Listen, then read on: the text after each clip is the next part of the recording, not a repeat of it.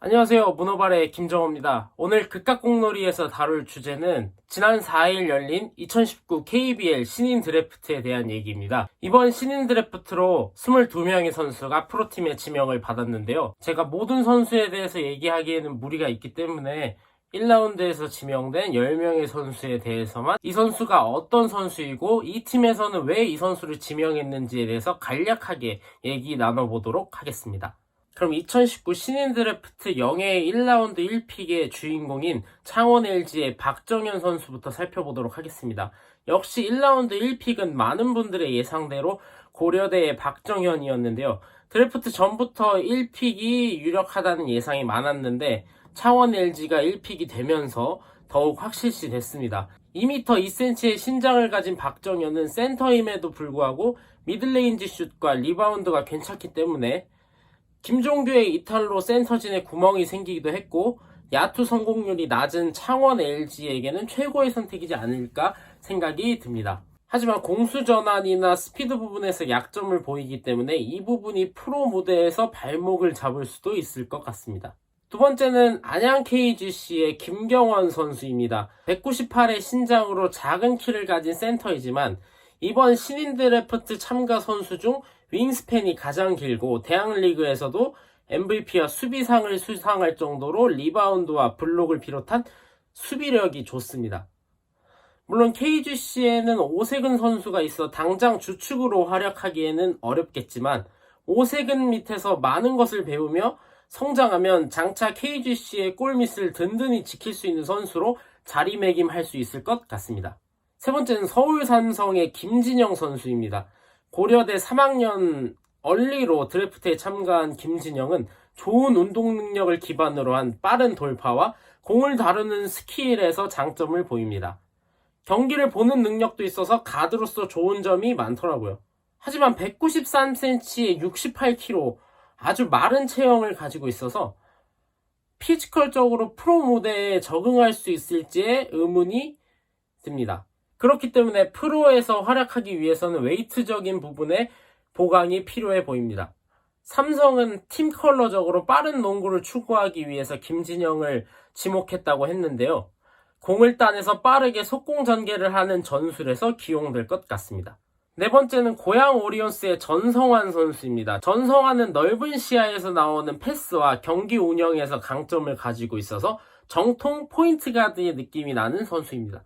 그래서 생각보다 주목을 많이 받았는데 팀 내에 마땅한 포인트 가드가 없는 고양 오리온의 상황과 딱 맞아떨어지는 픽이죠. 그렇기 때문에 즉시 전력감이 될 가능성도 있어 보입니다. 오리온의 최진수, 허일영, 이승현 같은 선수들과 호흡을 빠르게 맞춰나가는 것이 중요해 보입니다.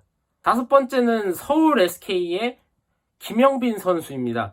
이번 드래프트에서 유일한 고졸 참가자로 2m의 큰 키에 비해 슛과 패스가 좋지만 당장 프로에서 통할 정도의 모습은 아닙니다. 또 무릎이 안 좋은 걸로 알려져서 당장 경기에 출전하기도 힘들어 보입니다. SK에서도 김영빈을 득점감이라고 보기보다는 좀 더 길게 보고 키워서 기용하려는 목적으로 픽을 한 것 같습니다. SK 자체가 센터 포지션이 급한 것도 아니고 김영빈의 몸 상태를 관리하면서 천천히 준비하는 것이 좋아 보입니다.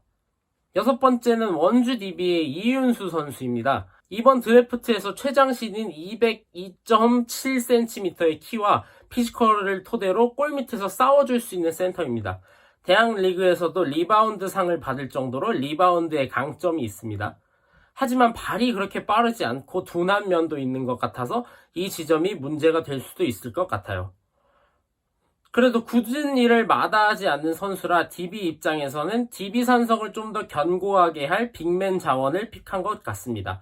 김종규, 윤호영, 김주성 코치 등 밑에서 많은 부분을 배울 필요가 있어 보이네요. 일곱 번째는 부산 KT의 문상옥 선수입니다. 문상옥은 포워드 포지션에서 돌파와 슈팅을 겸비한 선수로 1대1 상황이나 속공 상황에서 공격을 책임지는 모습을 보여줍니다. 왼손잡이로 오른손 돌파에 약점이 있다고는 하지만 이 부분은 보완하면 되는 부분이고 최근 석점슛까지 연마해서 KT의 양궁 농구에 큰 도움이 될 것 같습니다. 또 KT 입장에서는 양홍석의 부담을 덜어줄 수 있는 픽이라는 생각이 들어요. 또 문상옥 선수는 역대 대학리그 자유투 성공률 1위로 꾸준히 노력하는 모습을 보여주기 때문에 프로 무대에서 모습이 기대가 됩니다. 8번째는 전주 KCC의 김세창 선수입니다. 김세창은 포인트 가드로 속공 전개와 2대2 플레이에 강점이 있습니다. 또 대학리그에서도 어시스트 109개를 기록해 어시스트상을 수상할 정도로 어시스트 능력도 좋아 보입니다. 하지만 종종 어이없는 실책을 보일 때가 있어서 이런 부분에 있어 개선이 필요해 보이고요. KCC 팀에서도 김세창이 득점감이라기보다는 유현준과 함께 향후 팀의 가드진을 이끌어 나갈 자원으로 픽한 걸로 보입니다. 9번째는 인천 전자랜드의 양재혁 선수입니다. 포워드 포지션에서 수비의 강점을 가지고 있습니다.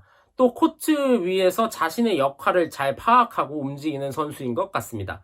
외곽 슛에서는 부족한 모습을 보여서 프로 무대에서 보완할 점으로 지적됩니다.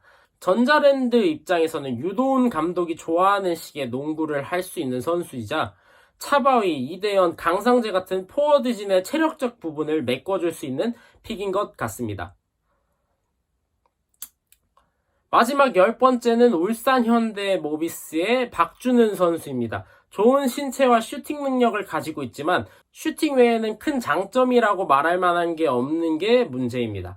석점을 많이 시도하긴 하지만 성공률이 높지 않아 프로 무대에서 통하려면 정확도를 높이는 것이 관건으로 보입니다.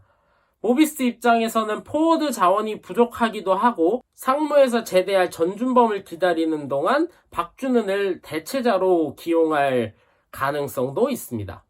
이렇게 10개 구단 드래프트 1픽에 대해서 얘기를 해봤는데 쭉 얘기해보면서 느낀 점은 올해 드래프트는 당장 직전감을 뽑았다기보다는 추후에 미래를 보고 뽑은 픽이 많은 것 같습니다.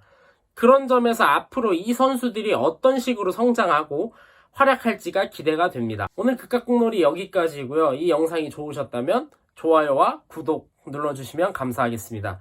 다음에는 더 재밌고 흥미로운 스포츠 소식으로 찾아오도록 하겠습니다. 그럼 모두 안녕!